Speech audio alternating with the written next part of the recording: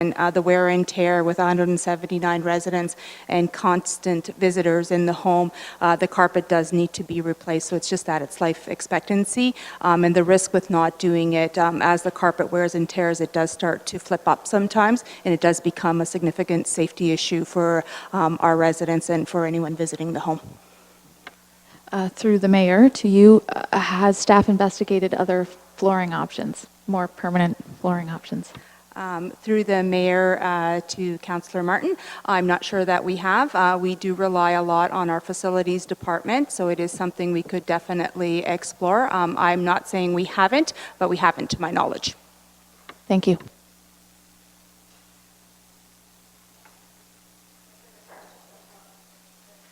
Oh, one more. My apologies. No problem. Through the mayor to Marlene again.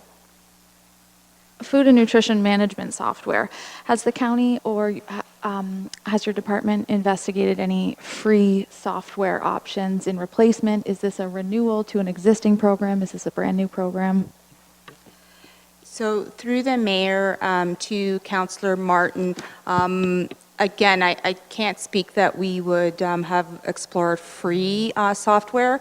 These are pretty high technical software systems because they are responsible for ensuring all of the specific dietary needs of each and every one of our residents for 3 meals a day plus all of their snacks.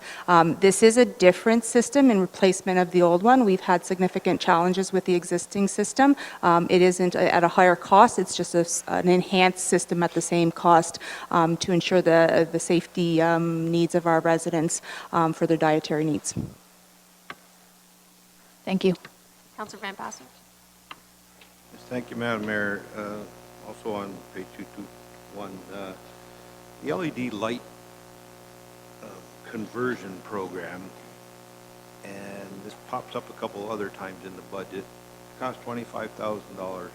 Are we ever going to save $25,000 worth of hydro on this conversion, or is there a need because the fixtures are no good, or? For many of these, it'd be interesting if there was an Yeah. ROI. Does somebody have an answer on that? I'm not sure exactly which Councillor Van Passen is referring to, but just in general terms, so an LED streetlight replacement program that was completed a couple of years ago had a payback of 7 years. So, the cost to convert those and get them up, the energy savings would pay for the cost of doing that. And then there's another 3 to 5 years of life expectancy that we're getting. And we're seeing major savings, not only in energy with our street lighting, but maintenance. A typical hydrogen or high pressure sodium street light, the old style, the bulb would last 3 to 4 years. So you're constantly out fixing, replacing bulbs. We're getting a 10 to 12 year life out of these streetlights. So the number of burnt streetlights that council, continually gets, or previously did, those numbers are way, way down. And we know LED uses a fraction of the energy. So there can be an ROI, as Mayor Chop has suggested. That's a big user of the streetlight system. But as it relates to the building, I think maybe this example, I think it's just the right thing to do. We've done that in a number of our facilities, and the payback, it can be calculated out. We have a staff member on Marlene Watson's team that looks after all our energy efficiency, and we've got lots of data to back that up. So again, it's the right thing to do.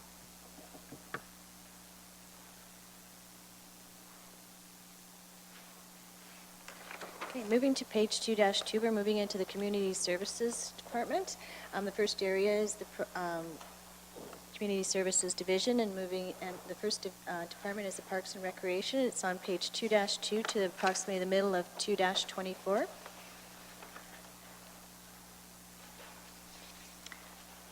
I have a question. Oh, Councillor Martin.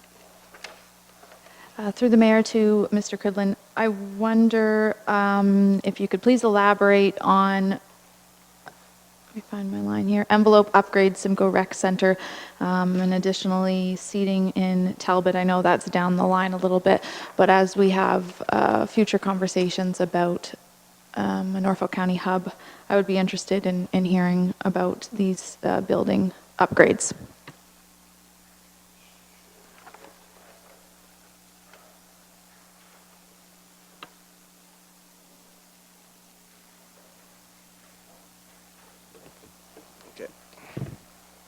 Through the mayor to Councillor Martin. Yes, if we start with the building envelope upgrades, in 2017, when we first experienced or discovered the issues with Talbot Gardens structural seating, we did have a structural engineer come in and do an investigation into the rec center. And not to confuse, if you go to the year 2020, you'll see again the same title, Building Envelope Upgrade, Simcoe Rec Center. The engineer calculated approximately $560,000 over the next decade, which we would have to spend in the rec center. So what staff have did is the total was 560, so we've put 460,000 of that into 220, and this year we're asking for $100,000, and that $100,000 will cover outside. We have an itemized list of items that need to be done. There's some simple grading slopes that the water runs back into the building, and water, that's not a good thing to have, and there's some masonry repair, door and window frame repairs, and stucco repair. So staff have brought this through the budget process because I agree, if we go forward with a hub and the rec center is obsolete, if we don't need, that's one thing, but I think we're probably 5 to 6 years. I know we're 3 to 4 years to build this facility, and as of right now, as you know, the new council, we haven't got a location or what we're going to do. So staff feel the $100,000 for the outside upgrades is money well spent to hold that building together for the next 5 or 6 years. And then the councillor's comment on the seating and Talbot Gardens. There was a budget item, I think it was closer to $800,000, and what that is to do is we have reinforced the concrete that the chairs sit on, and this is for the red wooden seating, and staff had in the budget to replace that seating. It's getting aged, it's getting harder to find points, accessibility isn't great, and the $800,000 was to do the whole arena, and the previous council had reduced that to $500,000, and we have staggered that over a couple years. So again, if Talbot Gardens, as we move along in our plan, is not in our plan to be as an arena, these two items can drop for the hub, or if not, we think it's still important to have a place mark in there so council know that there are seat replacements in there. Thank you. Moving to the next area, the fire division. Oh, sorry, I didn't realize we were totally done. I have one question about parks, actually. The ash tree removal, does that all need to be done, Mr. Cridlin, in 1 year?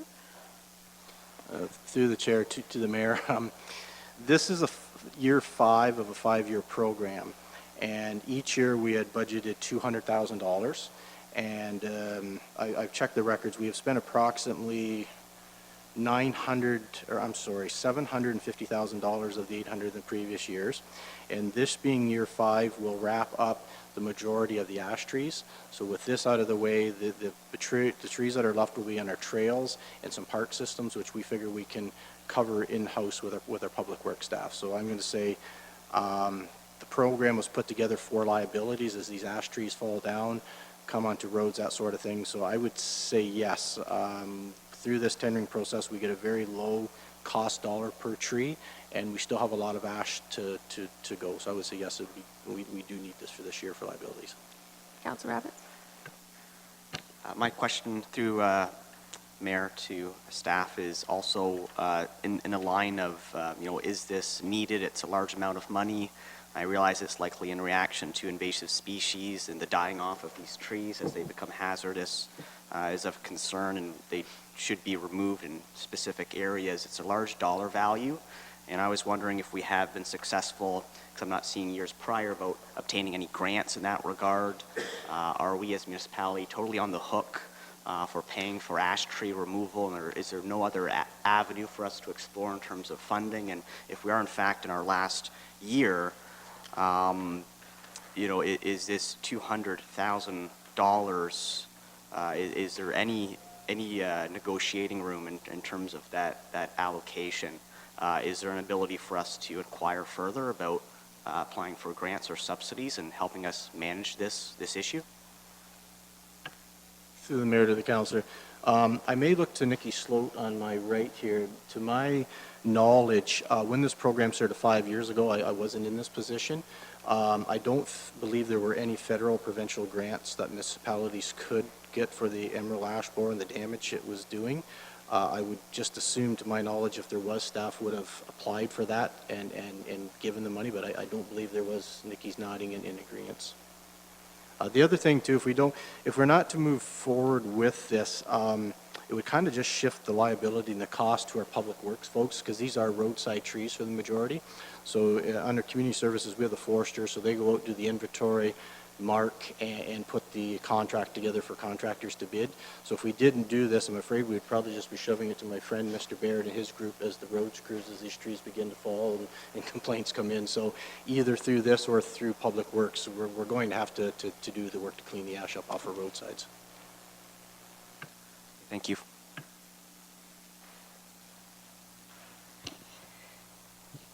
Thank you.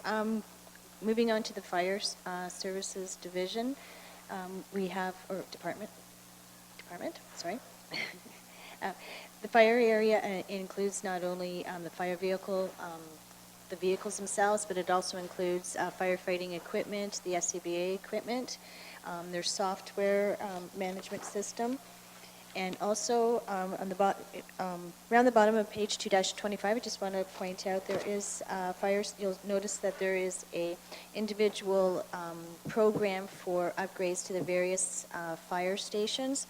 Again, in the future years, it's a placeholder amount to do miscellaneous betterments to the buildings for all throughout Norfolk County. And once they get into, for example, 2020, they will identify those projects. You'll notice there's nothing allocated under 2019. Those items are either been included in this capital plan, or if they ended up not needing any work completed, it won't be included in the capital plan at all for 2019. Councillor Van Passen. Thank you, Madam Mayor. The fire department, and it's not 2019, but it's farther down, and EMS the same with the ambulances. There's a lot of times where they budget for a tanker and a pumper, and then the next year a tanker and a pumper. I would suggest to them that they start tendering for 2 tankers that are identical in 1 year, and then the next year buy 2 identical pumpers. And the same with the ambulance. They have an ambulance and an emergency response vehicle. Why don't you buy 2 identical pieces of equipment each year rather than 1 of each? And it's just a suggestion for down the road, but it's something that's always surprised me, that we can't just buy identical pieces of equipment instead of ordering each individual one specially. That's a good point. I have a question. Do we currently have a water rescue boat? Through the chair, presently there are 2 water rescue boats in Station 9 in Port Rowan, and one of the boats that is being replaced there actually still has the former town of Simcoe on the side of it, so it came from the previous municipality, so it's probably a 25-year-old boat. And what the fire department's plan is that the new water rescue boat, I believe, would go to Station 2 in Dover, and Port Rowan would keep the older boat because they have the 2 now. And then I think if you look through, you'll see that that boat is to be replaced in 4 or 5 years down the road in Port Rowan. So we have two water rescue boats, but they're in both Port Rowan, to my knowledge. So the first boat lasted 25 years, and the second boat, now we're going to replace it, the new boat, in 5 years? Through the chair, no, I'll slow down.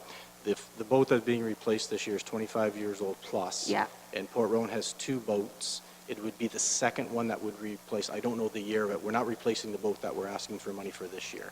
It's 2 used boats presently in there. So what I'm saying is one is replaced now, which will go to Dover, and the remaining one at Port Rowan does show up a year or 2 down the road. So in Port Dover, is that not a service that's currently offered by the Coast Guard? Through the chair, I suppose the Coast Guard could be called to certain events. I know that there's a traveling Coast Guard thing. I guess it would depend on level of service, and often I think our local fire departments get to these emergencies faster than the Coast Guard. Obviously, out farther in the lake would be Coast Guard rescues, in closer would be the fire department. But Port Dover's never had one before. To my knowledge, no. So there's additional costs that go along with this, additional training, additional so on, correct? There would be training. I know the fire department does a lot of cross-training between departments, but obviously with a boat going there, there would be training on the boat, but that kind of comes through training budget. So if they're getting water rescue training, they're not getting other training, so I don't see that as an additional Okay. cost. Where are we docking the boat? They're small Zodiac boat. They sit right in the hall. So they're just going to have it on a trailer at the fire department and then bring That's it? to my knowledge. No fire staff here today, but that's to my knowledge. That's where Port Rowan's boats sit inside as well. Okay, so then we're just looking at fuel and training and so on. That's correct. I guess for me, I know we don't seem to be cutting anything out here, but it just seems like a cost that traditionally in Port Dover, at least, it's been operated by the Coast Guard, so it surprises me that we're adding a new service in there, but, okay. Councillor Huffman? Thank you, Mayor Chop. Through you to Mr. Cridlin. I know Councillor Martin had spoken to the seating replacement at Talbot, and I saw that was a two-phase project, correct? Through the chair, that is correct. Okay. So I know that as the community hub proposal, like as that moves forward, I understand that, by the time shovel and in the ground and to completion. So looking at the second part, like when I'm looking at Talbot, and we don't currently have a junior team playing out of Simcoe, correct? Through the mayor, presently, no. Okay. You are correct. So being very familiar with Talbot Arena, the last time that the place would have been packed to capacity with seating all full, those red flip-down seats, I can't even think of when the last time that we would have needed all the seats at Talbot Arena. So why we still have a second phase to the seat replacement, I'm confused. Through the chair, the seating in Talbot had been in the budget for a number of years, and obviously was moved back forward into the budget. And it was I believe last year at council that number, and correct me, I think maybe it was 700,000 or 800,000 for the whole thing. They cut down, and they also suggested that you do half and you do the other half. So again, these are placeholders, as Kathy mentioned, in the budget. As we get closer, and if we do move forward with a centralized hub, a lot of these projects with Talbot, if it's not to be part of the plan, will drop off. Presently, right now, they are placeholders. Okay. And as we get closer to the year, you are correct.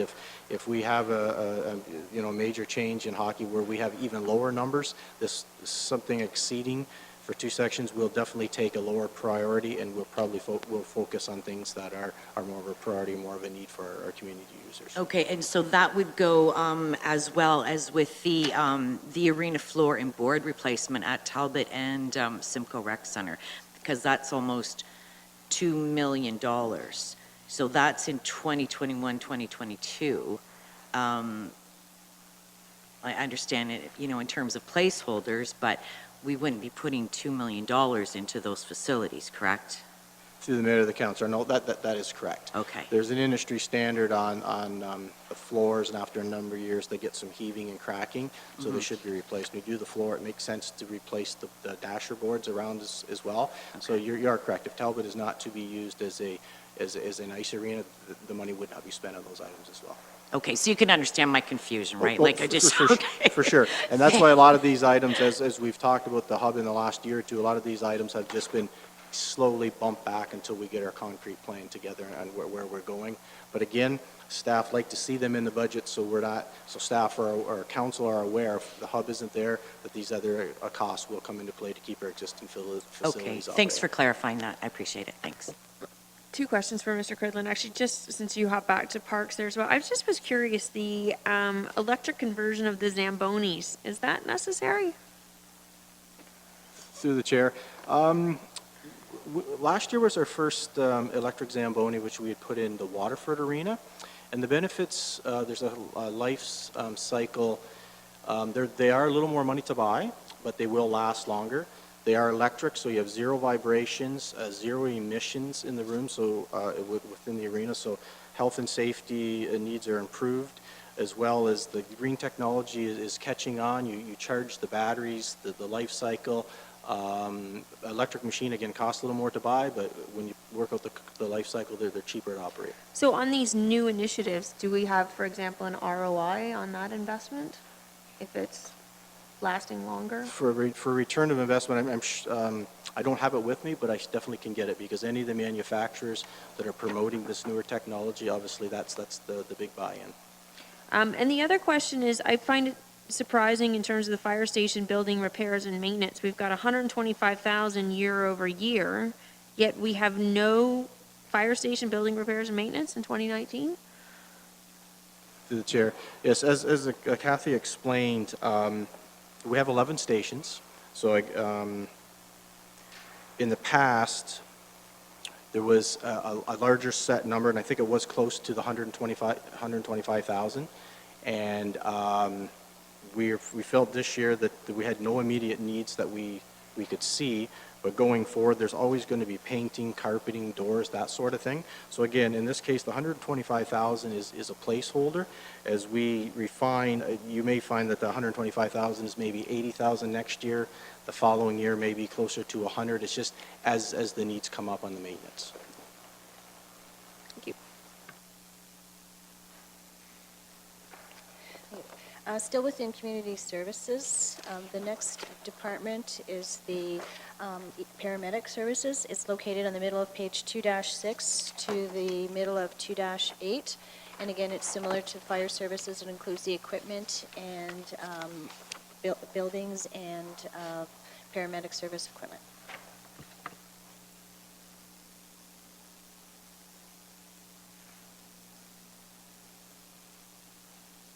There's no questions in that area. The last area within, Oh, sorry, Councillor Van Passen. Thank you, Madam Mayor. The defibrillators, $100,000 a year for the is that replacements?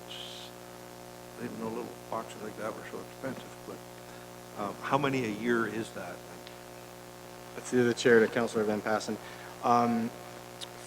They're approximately $25,000 a piece, so that is 4 a year. These are the ones which are in the ambulances. And yeah, not to be confused with the paddles you'll see in an arena or admin office. These actually do life vital monitorings. They also give, the paddles you mentioned give the shock. These do the, I'm not an expert in this field by any means, but they'll monitor the heart. They'll give different shocks. They do, it's the monitoring aspect, as it's life monitoring for the patients as they're in the EMS vehicle coming to the hospital. So if things change, this monitor tells them what to do, and more of a life preservation thing, but much more technical. I'll quit talking because that's about as technical as I can get on these items. Yeah. Thank you. And one other thing on the same page, ruggedized computer replacement program. Now, since I had known nothing about computers and I didn't know what that word meant either, I looked it up, and they tell me that's military-grade equipment for your computer systems, right? Through the chair to Councillor Van Passen, you are correct. We have 21 of these units, and these are the field laptops that the paramedics use. So in a perfect world, yes, your laptop is like Nikki's and mine. Sit here, you're inside. They can be in the middle of a snowstorm. They can be out beside of a car, wet conditions, colder conditions. They can be dropped as they are moving a patient, sort of thing. So they are rugged built and higher tech to hold together to the demands of the job. I'm just worried when they get all the cool stuff, everybody other department will want it too. Thank you.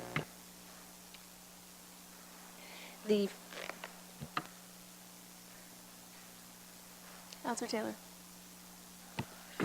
And with the stretcher replacement program, I see it varies wildly throughout the years. Are those also placeholder figures, or do we assume some years more stretchers will need to be replaced than others? Through the chair to Councillor Taylor, there was some of this is tied into, I believe it was 2 years ago, paramedic services had changed over from the standard iron stretchers. I think everybody's familiar to the power lift systems, the strikers, and I believe you were one councillor that was in and saw those. So It varies because there is the loading unit, so at times it'd be a loading unit put into a new ambulance, and then the stretcher that comes in, so that's why it varies. So Chief Page, in her report at that time, had laid it out how we would eventually get to all power stretchers in every vehicle, and I believe there are spares included in that as well. So that's a variation. Thank you. Counselor Columbus? So how many stretchers does $65,000 purchase? Just 1 second here for the shares.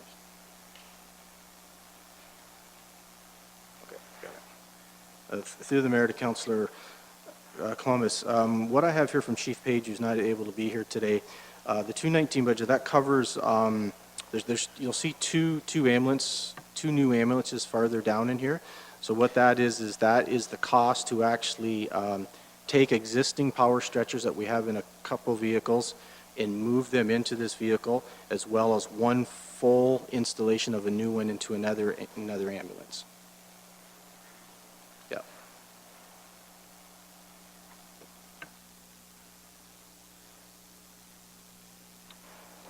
Okay. The last division, department within Community Services is the Harbor Marinas, and it includes both the Port Dover and Port Rowan Harbor Marinas. That's located on the middle of page 2-28.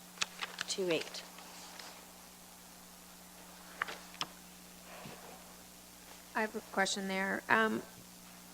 The marina gets funds from development fees and user fees, correct?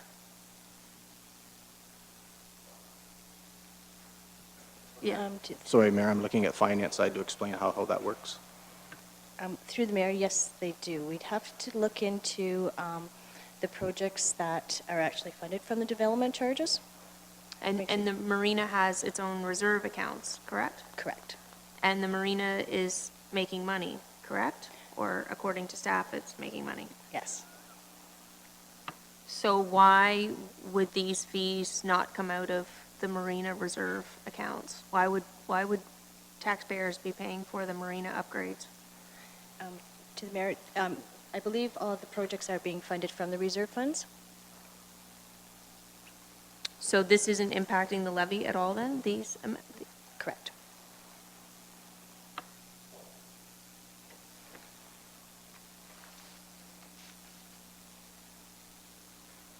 No further questions. We'll move into Development and Cultural Services. In the first area, the first department, Planning, is located on 2-29. Just in this area, you'll notice that there's a lot of programs that's similar to the other ones that we were talking about, especially with those gateway signage. Again, it's funds set aside to replace gateway signs, and they just haven't been identified at this time. So there's basically you'll see I believe it's $25,000 annually. And if you see in Heritage and Cultural, you'll notice the same thing. $10,000 annually set aside for each museum for any capital requirements that are identified, that will be identified in the future. And just so you know, DCS is 2-9 to the end, 2-31, and again, I just want to reiterate, most of them are just placeholders in the future, and if there's anything that has to be done, they've identified them specifically in 2019. So, just one second, Chris. I just want to confirm. So that 75, that's out of the Marina Reserve accounts, not the general reserve. Correct. It will Okay. be out of the Port Dover or Port Rowan Okay. Marina Reserve. Thank you. Councillor Van Passen? Yes, thank you, Madam Mayor. 229, there's the $170,000 on the Port Dover Harbor Museum exterior. Is that the windows in the old net shanty, or, like, I've been down there not that long ago, the building didn't look that bad, that it needed that much repair?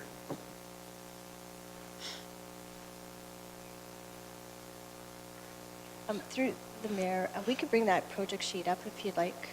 Her shop, Marlene Watson's going to jump in. She's the lead on those projects there. She can answer the questions. Sounds good.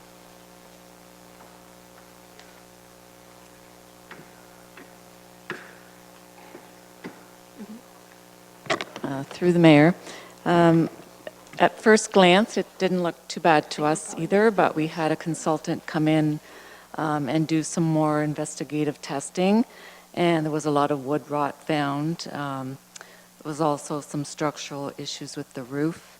There's a 5-foot crawl space underneath, and there was a lot of water damage underneath as well. So there is significant damage that is maybe not apparent when you just look at it from the outside, but there's quite a bit. Further that, Madam Mayor, that majority of that is on the original museum, like the net shanty part, and not so much on the new addition that's 25 years old? No, it is just the net shanty that we're talking about. Councillor Columbus? In that same area there, the exterior repairs to the Port Dover Harbor Museum, $170,000 is a pile of money. I just wonder if you can give us some indication of what the scope of work is that you're looking at for that particular project. Is it a roof replacement or foundation or? Through the chair, it is window replacement, door replacement, siding replacement, roof structural repairs, and repairs to the crawl space flooring. Okay, thank you. You may be wondering why there's some siding on your screen. Our budget program, Cindy Jacob, our supervisor of financial planning and reporting, she's our resident expert in the program. So if there's, now that we're getting into the replacements with enhancements and the new initiatives, if there's anything that you need some more background on any particular line item, we do have what we call a capital sheet that has a little bit more information, and the odd one does have pictures attached to it.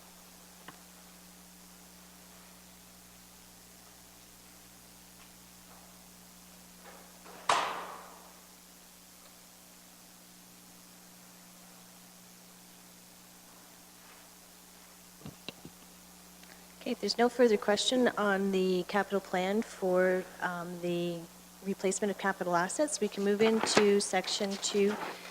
Sorry, I have an additional question. Can any of this, does all of this need to be done in 2019, or can some of these repairs be separated and worked on?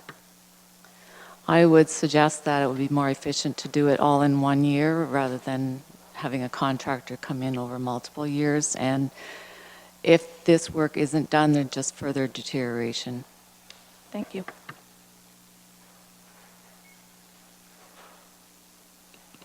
Okay, thank you. So as mentioned, that's the final the review of the replacement of the capital assets, section 2A. If we move into section 2B, these projects are replacement of current capital assets, but there's some enhancement component to the items, and they're located on 2-32. It's a short area, 2-35. So if there's any questions related to those, we can address each of the projects. We won't go by departments because there's just a few pages long.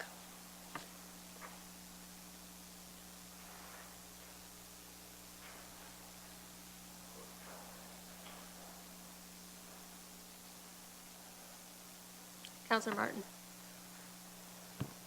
Thank you, Mayor Chop. Through the mayor to staff, sidewalk and walkway reconstruction. Is there a plan similar to the roads 10-year plan with scheduling for that moving forward? Additionally, the deputation we heard this morning, is there funding available if we go ahead with this budget line to make sure projects like that happen, or is that something that needs to be addressed in addition to this line? Through the mayor, Councillor, this is a placeholder, so we don't know exactly what sidewalks say we're going to do 5 years out, but it's in there as part of the base. This would be exactly where we would, when we come back with our report in March as promised, there will be a couple of cost estimates, and that's where, if you choose to proceed, that's where we would fund it from. But generally, this is for sidewalk requests as they come up, or sections of sidewalk that need replacement. They've just reached the end of their life. So we try to do the best we can with that allocation each year. But yes, that's where they would go to. Okay, thank you. And then my last question is this $300,000 typical of previous year spending? Through the mayor, yes, that's my recollection, at least the last 2 to 3 years, it's been about that amount. Unless there's an additional request, that could always come forward, whether it can be accommodated within that, or if you choose to bump that up at a later time, that's exactly what this account would be for. Thank you. Councillor Van Passen. Thank you, Madam Mayor. 232, the County Administration Building courtyard construction for $250,000. Could somebody explain to me what that is?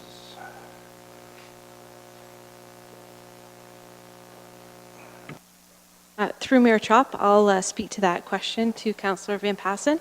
So this project is a project that has gone forward for a grant application. It stemmed back from 2013 with respect to accessibility at the courtyard outside of the main building, that's correct, and an accessible picnic table, and then the ramp on the side. From there in 2013, there was a bunch of reviews with respect to the landscaping that is in the courtyard. And then there was a couple projects that came forward in 2015 with respect to the washrooms that are on this main floor outside of council chambers and the Simcoe Library washrooms as well.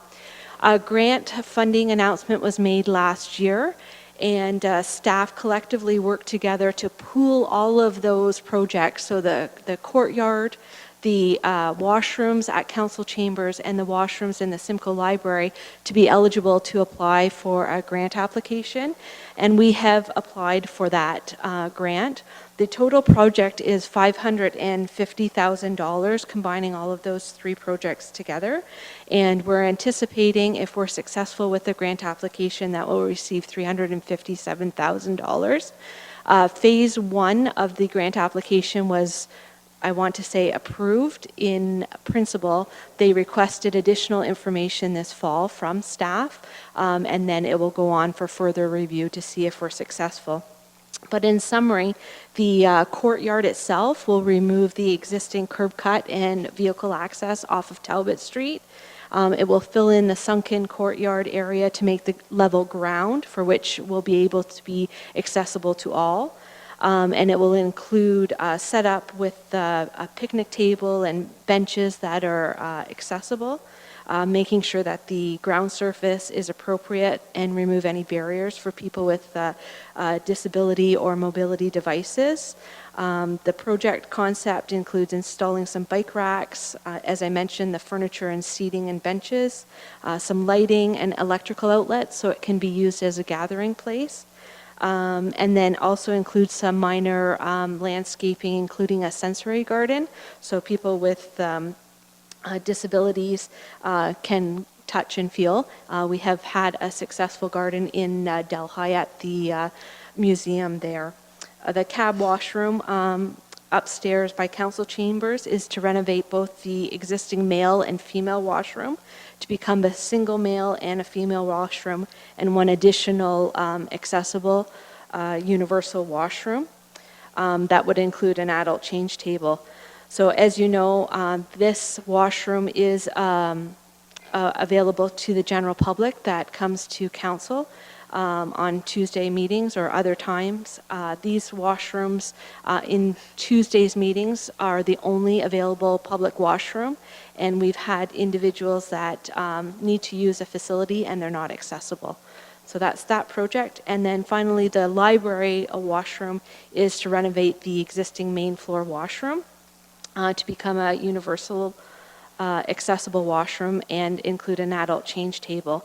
And this would be the result of the first adult change table available in a public library in Norfolk County, and there's been a number of requests for that.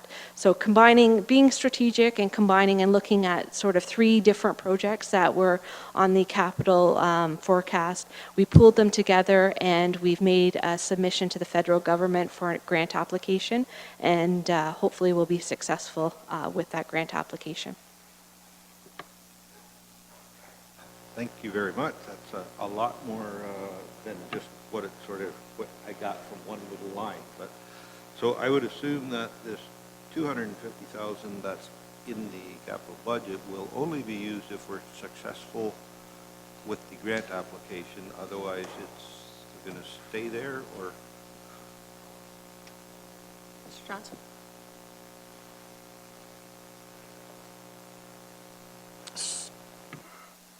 If there was a grant portion to it, it would be in the column for grants, and we would have grossed it up. So I'm just so that's how we would have displayed it. So if we had a project where we're expecting a grant and we weren't going to go forward with the project, we would have that information on that sheet. We would have the grant portion in the grant column and then the grossed up amount in the columns to the left.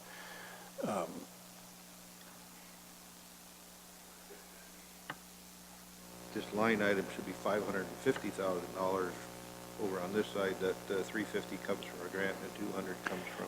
I'm looking at Ms. Darlington, and she might have mentioned some other projects on top of this courtyard one, which might be confusing things. Through the mayor, my apologies, it is a bit confusing. There was 2 already approved projects, one for the cab washroom and one for the Simcoe Library that have already been approved. Staff put those projects on hold pending the outcome of the grant application. So those budgets already exist for those other 2 pieces of the project. And so we'll wait until the grant application, there's a decision made on that, and then we'll be able to determine if we're just doing those piecemeal projects or if we're doing it as one comprehensive project. Could I ask them, Madam Mayor, if that's the case, should we pull this $250,000, and then if we are successful in the grant application, then I'm sure will come later in the year, do we have access that we could fund it out of some existing reserve separately rather than allocating it and then finding out we're not going to use it? I certainly would support it, but Thank you, Mayor Chop. I believe part of the condition of the grant application is the project needs to be in the capital budget for approval, or we won't be able to proceed with the grant application. So certainly we will provide council with a report on the approval of the project if we do receive approval, but we do need to have a capital budget placeholder for the project in place. would that placeholder not be more appropriate, though, on the grant side as opposed to showing it as debt financing right now as we move into our budgets?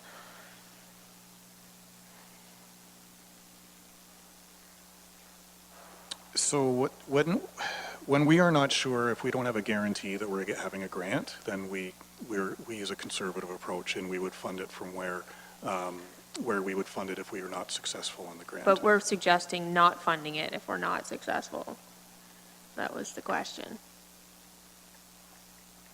Then we would move it from the debt to grant in this case. Councillor Huffman? Thank you, Mayor, through to Shelley. Do either one of these projects at the county admin building and the library fulfill a requirement for the AODA? Through the mayor to Councillor Huffman, we will comply with the requirements of the AODA. When the county undertakes any renovation, we have to comply with those requirements. So if we don't touch the washrooms upstairs in council chambers, there's nothing forcing us to make that change. However, council should be aware of, we have many individuals from our Accessibility Advisory Committee and from our community and residents that come to council chambers, and there currently is no washroom available to those individuals to use. I agree with that. I have a question. Is it necessary when we have no washrooms that meet that requirement currently to now have 2, one here and one at the library directly next door? Through the mayor, thank you for that question.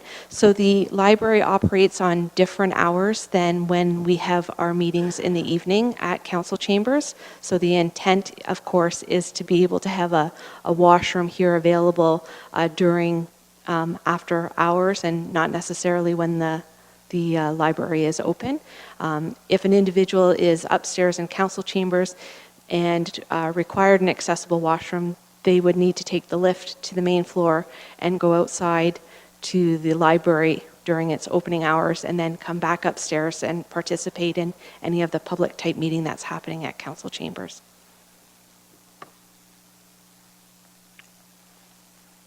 So are we all comfortable with leaving this in the entire amount as debt funding?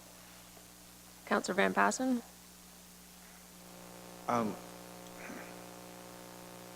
Might be comfortable to leave it in as long as we have the commitment from staff that without the grant application, none of this money will be spent unless they come back to council first. That if the grant doesn't come through, they can't take the $250,000 and go, we'll do the renovations on the courtyard or something because it's been budget approved, right?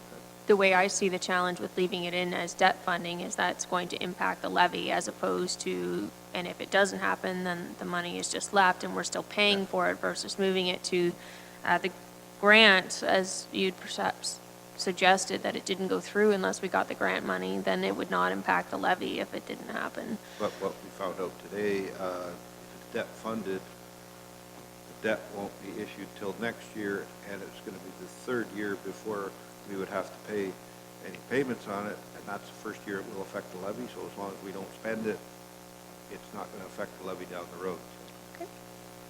Through the mayor, if I may, with any grant that we have been involved with in corporate support services, we always do produce a report to council to advise them that we have been successful or not successful. And the second piece is our purchasing policy requires that any tender award that's funded from debenture needs to come forward for approval by council. So no project would proceed if it was funded from debt until a report was presented to council. I just have one more question to go along with that. I just feel, because initially you said it was $500,000, correct? And so it's almost as though, to me, in reading this, that the $250,000, I don't know, maybe I'm just interpreting that wrong, was actually, there should be another $250,000 in the grant column. Like, the way I read this is you want to spend $250,000 with a $250,000 match. Through the mayor, perhaps I haven't explained myself properly, and I'll ask Mr. Johnson or the finance staff to speak. There's three components to this particular project, and two of those components already have been approved, I believe, in the 2015 and the 2018 capital budget. Those projects were placed on hold because we found a grant opportunity to combine three projects and put them together as one. So those previous projects have been approved, and we're just waiting to see if we get grant approval to combine them all together.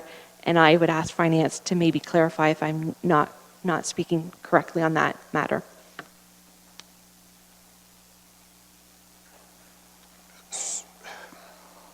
So when it comes to the $250,000, that's the cost. We're not netting anything out from it. And the way it's presented before you today, and we just double-checked the capital sheet, is that it's a project that we were asking for, and we were going to debt finance it unless we were successful in the grant. If we were successful in the grant, then we wouldn't debt. And that's not uncommon with other projects that we debt finance from.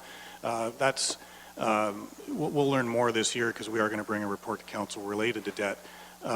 If we can't fund it from the levy or a reserve or gas tax or all these other options, then it's debt. And so this particular case, we didn't have a reserve or any other option to fund it. So it defaults to debt. And like any other project where grants are, they can come up later to make sure to offset the debt. In this particular case, I believe the intent was to do the project and apply for the grant, and even if we were not successful in the grant, we were still going to go ahead and make a debenture with it. If we were proposing it with, we will not do the project unless we get the grant, then we would have presented it differently. We would have had the grant in the grant column. Okay.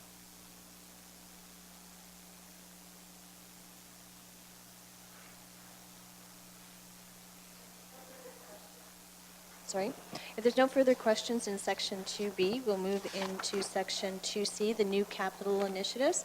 And these are initiatives that are additional projects either to address growth or expand services currently provided. They're located on page 2-36 to 2-41. Councilor Van Passen. Thank you, Madam Mayor. I have one more on 234. Now, I was asked specifically to bring this up, the Victoria District Community Center parking lot. It seems that's been an ongoing little situation that it's not been paved yet. There is an issue of the old scout hut in Victoria. The property was donated by the Cooper family many years ago. The Lions Club built it, paid taxes on it, and about 10 years ago, the scout hut was no longer required. They deeded that property over to the county, as was the conditions originally by the Cooper family many, many years ago, that if they no longer needed it, that it be deeded to the municipality. And, they are hoping that the value of that property when the county sells it, they said, why can't they just use that money to pay for the paving of the parking lot and upgrade to the community center there? So, and I have a copy of a letter for Mr. Cridlin that is about 10 years old with Mr. Hett, some discussion they had back and forth with the Lions Club at the time. And they're wondering why that property is still just sitting there and why it hasn't been sold or done whatever with it. So. Through the chair to Councillor, I may look at Shelley Darlington because I believe that property has been deemed surplus, and I think Shelley's just catching up here in the conversation. I'm not sure if it's been sold yet or not, so we'll get that clarified. And then with regards to the parking lot, you are correct. It had been in the budget the last year or two since the gravel had been put in to be paved. And had been, we'll say, punted down the field or not accepted. So what staff have did this year is, I believe we've put in $50,000 to tar and chip the parking lot and not paving it. And that can be done quite reasonably. Probably the $50,000 will easily cover that because we will do it in-house with our own crew. So what we're asking for this year is $50,000 to put a tar and chip on that to seal that gravel over to keep it from washing. And I'll turn it over to Ms. Darlington if she's ready, and maybe she can explain the scout hut. Thank you, through the mayor, to Councillor Van Passen. So yes, the Victoria Scout Hut has, at 509 Fishers Glen Road, has been declared surplus. The county currently has an agreement of purchase and sale on the property.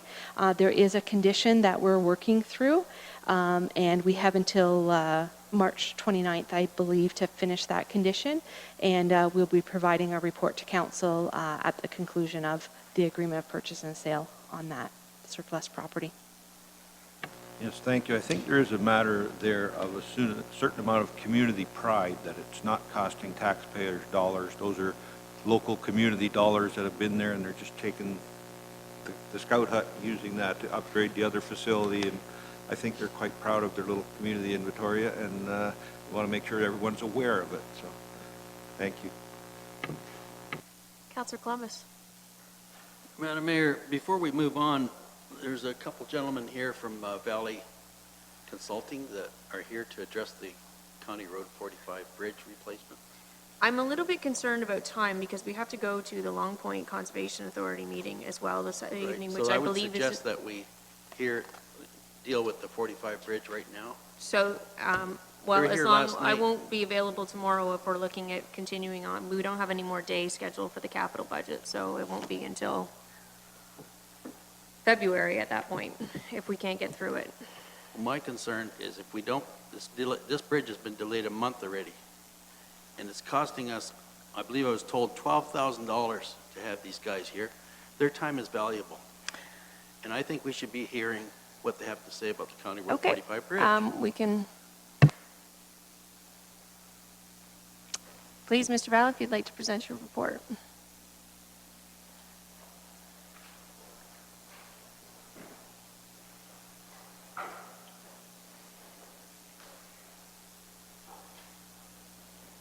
Why was it not on the agenda?